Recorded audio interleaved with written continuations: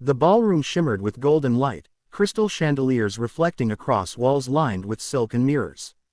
The hum of conversation mixed with soft jazz from the live band as elegantly dressed guests drifted from one cluster to another, holding delicate glasses of champagne and laughing politely. It was the kind of party where appearances meant everything. Shoes were polished like mirrors, and smiles were rehearsed as perfectly as speeches. Standing quietly near the back, just beside a large marble pillar, was a man who didn't seem to belong. His suit was plain black, pressed but not designer. His shoes were neat but modest. He didn't wear a flashy watch or a gold ring. His name was Hiroshi Tanaka, and though no one here knew it, he was a self-made millionaire. He had built his empire quietly, through years of hard work and relentless discipline. But tonight, he wasn't here as a businessman. He had come simply to enjoy the evening, to dance, to feel human again after months of loneliness. He watched as couples twirled across the floor, women in sparkling gowns, men in tailored tuxedos. Their laughter floated through the air like bubbles from champagne. He took a slow breath, feeling the rhythm of the music pulse through his chest. He loved music. It reminded him of simpler times, when he danced barefoot on the streets as a young man before life became all about contracts and investments. With hesitant courage, Hiroshi approached a woman standing by the buffet. She was elegant, tall, her gown catching the light like liquid gold. "Excuse me," he said softly, bowing his head slightly in the traditional Japanese way. "Would you like to dance?" The woman blinked, glancing at him as if assessing a waiter who had spoken out of turn. Her lips curled into a polite but cold smile. "Oh, I'm sorry," she said, setting her glass down. "I'm waiting for someone," and she turned away before he could reply. Hiroshi nodded, pretending not to notice the faint smirk on her lips as she whispered something to her friend. The friend laughed quietly. He swallowed the lump in his throat and looked around the room again. Surely someone would say yes. He tried again with another woman, younger, wearing a sapphire necklace that glittered with every move she made. "Would you honor me with a dance?" he asked gently. She barely looked up. "Maybe later," she muttered, eyes darting past him toward a man in a white tuxedo who was obviously far wealthier, or at least, appeared so. Hiroshi stepped back, smiling faintly to hide his disappointment. Around him, the music swelled, and more couples filled the floor. The world seemed to spin in rhythm with their movements, and he stood still, invisible among them. A few men near the bar noticed him and chuckled quietly. "Look at that guy," one said in English. "Probably came in by mistake." Another smirked. "Maybe he's security." Their laughter was low but sharp enough for Hiroshi to hear. He turned away, pretending to admire a painting on the wall. He wondered, for a moment, why he had even come. He had been invited by the event host, a distant business associate who had assured him it would be a night to remember. Yet all he remembered now was the sting of being ignored. The waiter passed by with a tray of champagne. Hiroshi took one glass and walked toward the far end of the room, where the lights were dimmer. He stood there quietly, watching the crowd swirl in a glittering storm of vanity and pretense. He smiled sadly to himself. Money could buy the invitation to the room, but not the warmth of the people inside it. He had learned that lesson long ago, but tonight, surrounded by laughter that didn't include him, it hit harder than ever. And so, while the party carried on in dazzling rhythm, the man who owned more than half the companies represented there stood alone, just another shadow in a golden room. From across the ballroom, Aiko had watched the man standing alone for almost an hour. She wasn't supposed to stare. Waitresses were trained to move silently, serve quickly, and never draw attention, but something about him caught her eye. Maybe it was the way he tried to smile even after being rejected again and again. There was humility in his posture, a quiet dignity that didn't belong among the arrogance and vanity floating in the air. Balancing her tray of empty glasses, she glanced at him again. He stood near the window now, looking out at the Tokyo skyline glittering beyond the glass. The city lights reflected faintly on his face, revealing tired eyes and a trace of sadness. He didn't seem angry or bitter, just alone. Aiko moved back toward the bar to drop off her tray. "Don't bother with that guy," another waitress whispered as she passed. "He's been asking every lady here to dance. No one's interested. Probably just lonely." Aiko smiled faintly. "Maybe," she said softly. But he's polite. Her shift was nearly over, and she could feel the ache in her feet from hours of walking in tight shoes. The other staff were gossiping about the guests. Who wore what, who was rich, who was rude, but her thoughts lingered on the quiet man by the window. Something in her heart told her he didn't deserve to end the night like that. She took a deep breath, wiped her hands on her apron, and walked toward him. Her steps were careful, hesitant. He turned slightly when he sensed her approach, his expression gentle but guarded. "Sir," she said softly, "I noticed you've been standing alone all evening." He blinked, surprised that anyone was speaking to him at all. "Ah, yes," he replied awkwardly, setting down his untouched drink. "It seems I'm not very popular tonight." He tried to laugh, but it came out hollow. Aiko tilted her head, offering a small, genuine smile. "Would you like to dance?" For a moment, he didn't respond. He simply looked at her, as if trying to understand whether she was joking. When he realized she wasn't, his eyes widened slightly. "You mean, with me?" She nodded. "Just one song. The band is wonderful, and I think everyone deserves at least one dance." He hesitated. "But you're working. I wouldn't want to get you in trouble." "I'm on a short break," she said with a hint of mischief. "And I've never danced with a guest before. It might be fun." The corners of his mouth lifted slowly into a smile, the first real one of the evening. "Then, I would be honored." They stepped onto the dance floor together. The room went strangely quiet as eyes turned toward them. Some guests frowned, others whispered behind their hands. "Is that a waitress?" One woman hissed. "How improper." Another man muttered, but the two of them didn't seem to hear. The music began to rise. A slow, romantic melody played by the band's violinist. Aiko placed her hand gently in his, and Hiroshi guided her with surprising grace. His movements were confident, controlled, yet kind. At first, she was nervous, feeling every stare around them. But then something shifted. The rhythm carried them. The chatter faded away, replaced by the warmth of connection that neither of them had felt in a long time. As they danced, Hiroshi's sadness seemed to melt away. His eyes sparkled faintly under the lights.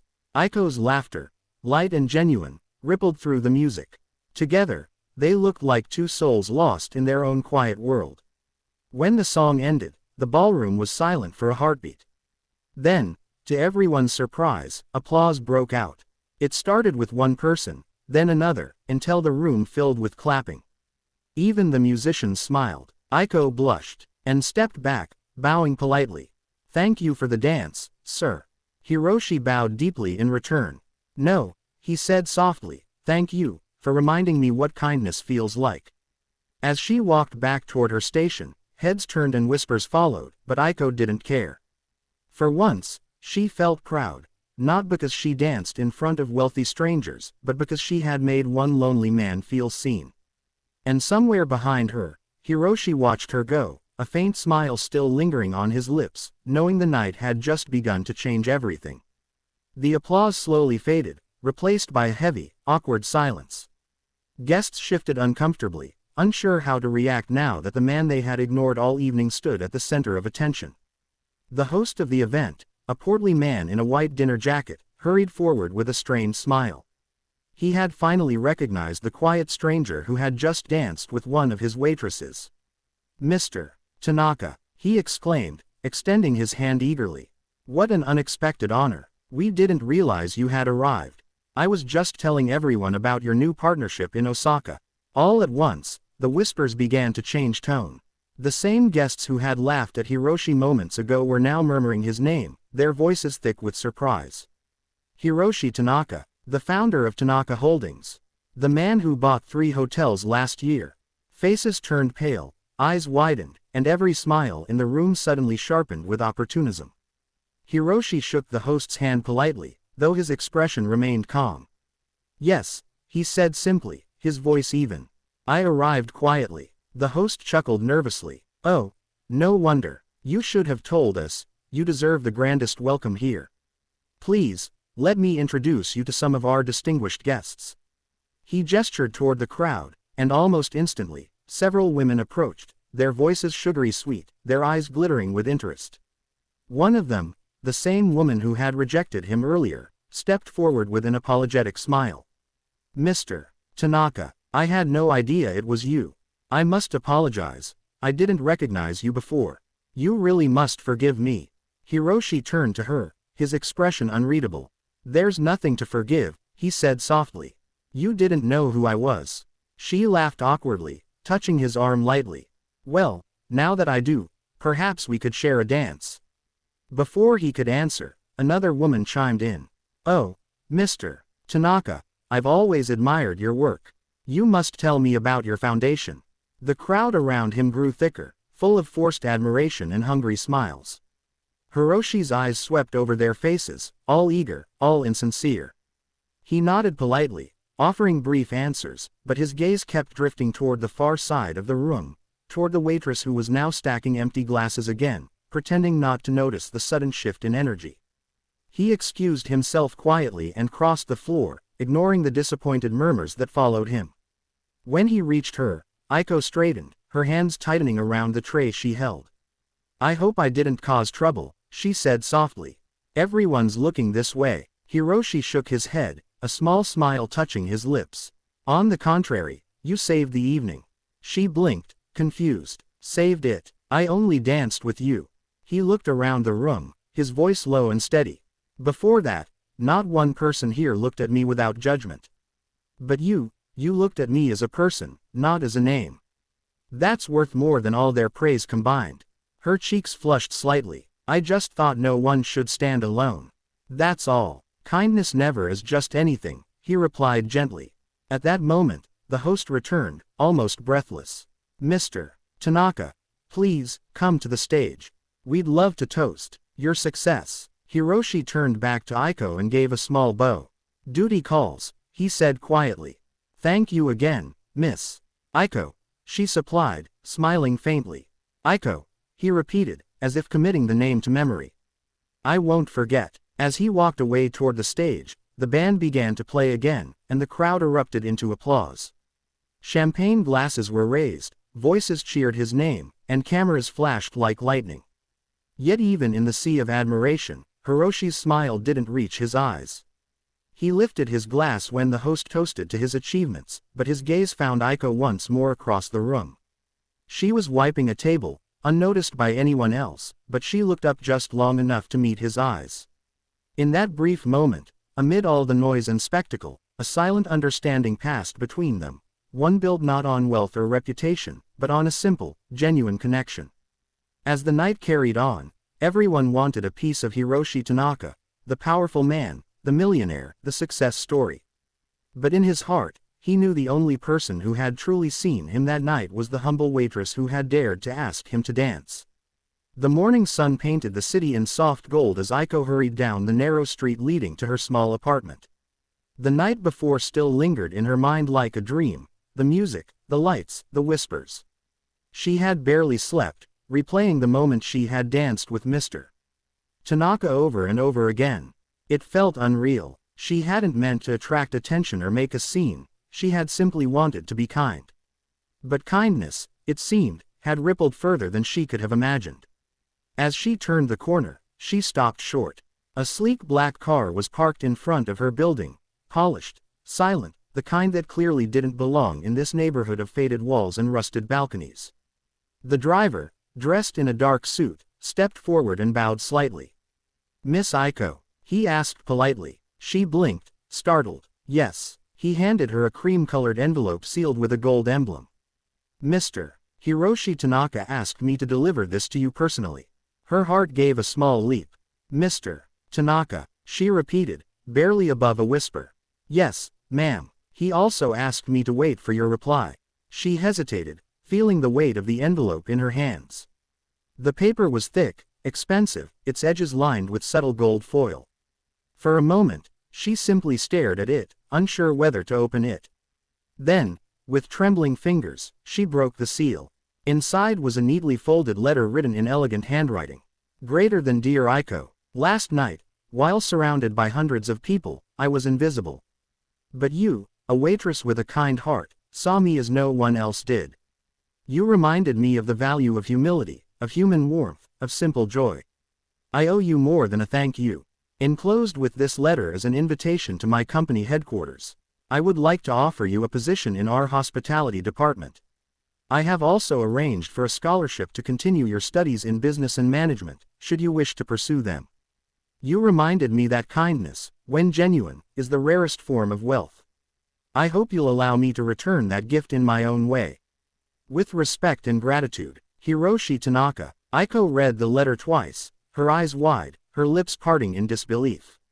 At the bottom of the envelope, she found another item, a gold-embossed card with the address of Tanaka Holdings, Tokyo Tower Branch, and a note.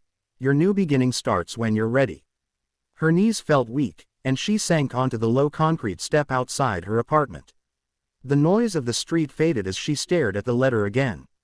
A warmth spread through her chest, not because of the offer or the opportunity, but because she realized that her small act of compassion had touched someone deeply. She looked up at the driver, who waited patiently by the car. Please tell Mr. Tanaka. She paused, smiling softly. Please tell him thank you, from the bottom of my heart. The driver bowed and stepped back toward the car. He'll be pleased to hear that, Miss Aiko. As the car drove off, she held the letter close to her chest, eyes glistening with tears. The city around her suddenly looked different, brighter, softer, full of possibility. She thought of the lonely man she had invited to dance, and how that one small gesture had somehow rewritten both their destinies. Later that evening, at the same time the party had begun the night before, another car rolled quietly through the streets. Inside sat Hiroshi Tanaka, gazing out the window. He saw Aiko standing outside her building, reading his letter once more under the orange glow of a street lamp. She hadn't noticed him, and he didn't want her to. He simply smiled, a quiet smile of gratitude and peace. As the car drove away, the city lights reflected in his eyes like the ballroom chandeliers from the night before. But this time, he didn't feel lonely. For the first time in years, someone had seen the man behind the name, and that was worth more than all the applause in the world. And somewhere in the hum of Tokyo's endless night, the faint echo of their dance still lingered, two strangers bound forever by a moment of pure kindness.